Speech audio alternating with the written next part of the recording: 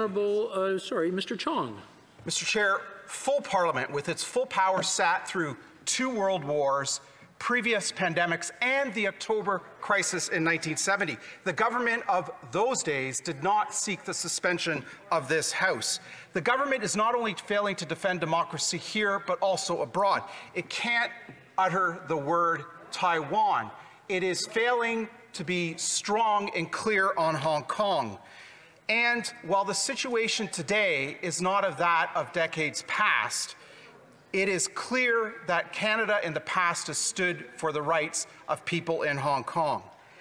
Canada needs to take much stronger diplomatic action on Hong Kong. There are some 300,000 Canadians living there, and they are looking for the government's support. So when will this government act?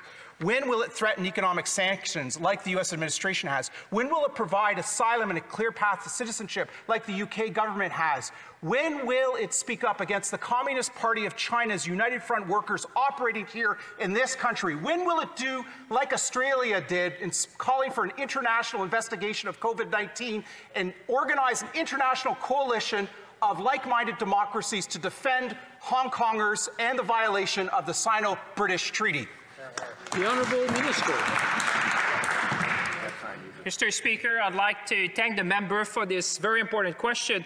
Mr. Speaker, I'll remind the member to look at our statement of the 28th of May. It's already done, Mr. Speaker. Canada has spoken to the world, has spoken up, Mr. Speaker. We've made a first declaration with our colleague in Australia and the UK to speak and to say that we have deep concern. We all know, Mr. Speaker, that the one country, two system, the high degree of liberty and freedom enjoyed by the people in Hong Kong have made Hong Kong what it is today, a beacon when it comes to trade and financing. And we know and we have expressed deep concern again on the 28th of May with the United States, with the United Kingdom, with Australia. Canada was front and center with these countries to say we have deep concern that imposition of a national security law by Beijing would undermine the very foundation, the very principle that have made Hong Kong so successful, Mr. Speaker.